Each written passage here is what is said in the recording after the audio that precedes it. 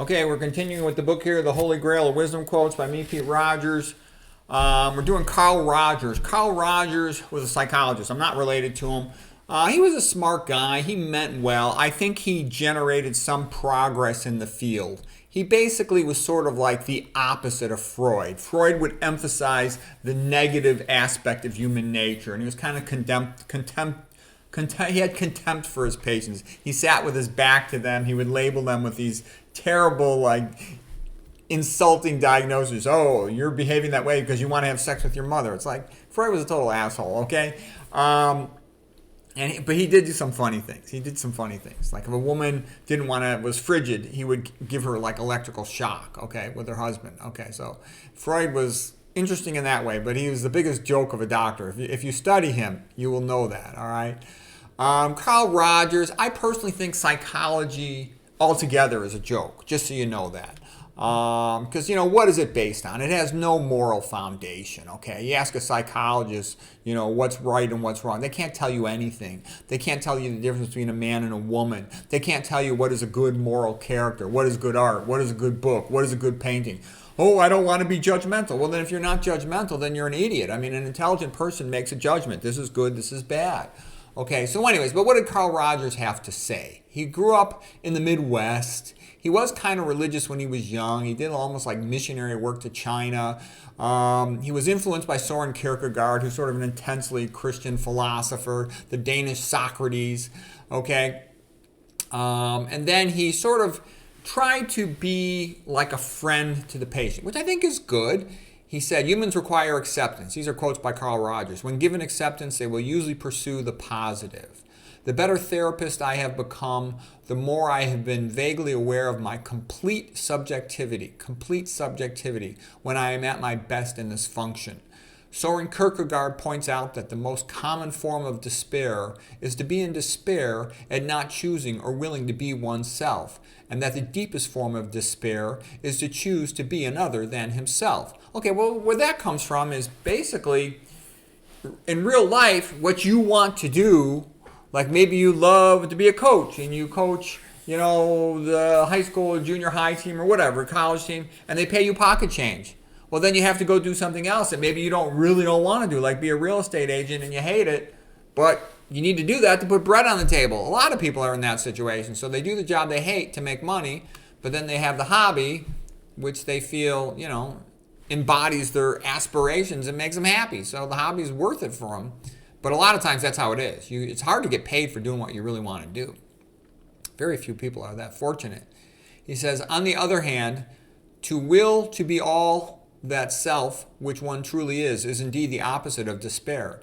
And this choice is the deepest responsibility of man. The therapist's procedure, which they had found most helpful, was that the therapist clarified and openly stated feelings which the client then had been approaching hesitantly. Yeah, so I think there's some sense in that. As you kind of ask yourself, what's the best thing I could do with my life? What would I feel is the most useful? What would be most useful to other people? What would make me the happiest, make me feel the most fulfilled? And then do that. Okay? That's why I make this YouTube channel, even though I don't make any money with it. That's why I write these books, even though it's like next to nothing, because I know that it's good. Okay? Why do I stay in clinical medicine? Even though I'd much rather do this, because conventional medicine pays. Okay? Conventional medicine, you show up, you generate billing codes, you will get paid. Versus, all these other things. You can write the best book in the world. You can make the best video in the world. You could do a million different things that are wonderful and good. You don't get paid hardly anything or nothing. Zero. The net result is zero. And so because of that, you got to do something where you make money, And a lot of jobs, too, are weird, but they won't let you do a good job. The United States it's becoming more and more of a third world crap hole. All this, diversity stuff is absolute horseshit. And what it does is it prevents meritocracy. I can't tell you how many times I've been told by people, oh, you should teach at a college or a university or grad school. And then they all say the same thing. You would be the best professor in the entire school, but you would get fired because you're not conformist enough. So, I mean, how insane is that? The things that make me a great teacher also make me nonconformist. But by being nonconformist, they said you can't keep a job in a university because you'll get fired. You're not allowed to be nonconformist. And that's the other bullshit. They talk about wanting diversity in their professor staff, but they won't allow anybody to be a conservative. They won't allow anybody to have traditional values, you know. It's like you have to celebrate anal sex, and then you have to say that heterosexual marriage and a baby in the nuclear family is evil. Well, no, it's not. Okay, it's a good thing. It's been that way for a long time. Anyways, getting back to Carl Rogers. So basically what he's basically saying is be nice to the patient and act like a friend and be open with them and don't judge them up front and give them a chance to talk so they can work through their problems. That's what he's basically saying. He says the more I can be genuine in the relationship, the more helpful it will be. The more acceptance and liking I feel towards the individual, the more I will be creating a relationship which the patient can use. The safety of being liked and prized as a person seems a highly important element in a helping relationship. The warmer, the more accepting, the more honest the relationship between the therapist and the patient, the more likely the benefit of the patient. To be like a friend. And I think that's true. A lot of people, they really don't have anybody intelligent to talk to.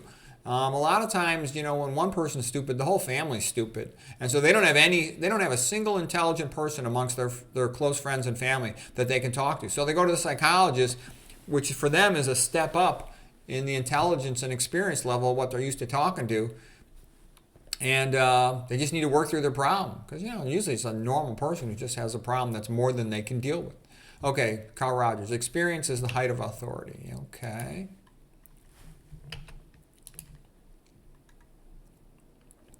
Okay, and here's a quote I like. What is most personal is universal. Most universal. And I think of that from the point of view of giving talks. The thing that you're a little bit embarrassed about, you feel a little awkward about, you're a little afraid to say. That's what people actually want to hear, you know, that you're willing to tell the truth about the uncomfortable feelings you have about some situation. That's what's interesting. So if you want to be a good speaker, a good teacher, you have to be willing to talk about that stuff, be a little bit vulnerable. The goal of life is to be truly who you are. Now, that's very much like a Soren Kierkegaard thing to say. The therapist needs to be real about his feelings, about his words, and his body language so that they are all congruent. Congruence builds trust. Okay. His method of psychology was called unconditional positive regard, or client-centered approach. And I like the fact that he calls the patient a client. You know, it's more respectful than calling him a patient. You know, Thomas Schaus was very big on that. Thomas Schaus, he's the guy who wrote the book, The Myth of Mental Illness, and he would talk about how psychology, for the most part, degrades the patient. Okay, you degrade the patient with these insulting labels, and then you send him to a psychiatrist that doesn't even talk to him and just gives him drugs that cause brain damage. That's mental health treatment in the West, in the modern world. Okay, Carl Rogers' method of questioning was called the Rogerian approach to communication, which emphasized open-ended questions to let the patient talk. Also called person-centered therapy. Okay, now here's my little comment. Each school of psychology is one of the six blind men looking at the elephant. We better understand human behavior when we combine the perspectives, of a bunch of them like Jung, Adler, Skinner, Maslow, Carl Rogers, cognitive behavioral therapy, and evolutionary psychology. Okay, Carl Rogers. In my early professional years, I was always asking the question, how can I treat or cure or change this person? Now I phrase the question this way. How can I provide a relationship which the person may use for his or her own personal growth? Okay, so that's it for part one of Carl Rogers' quotes.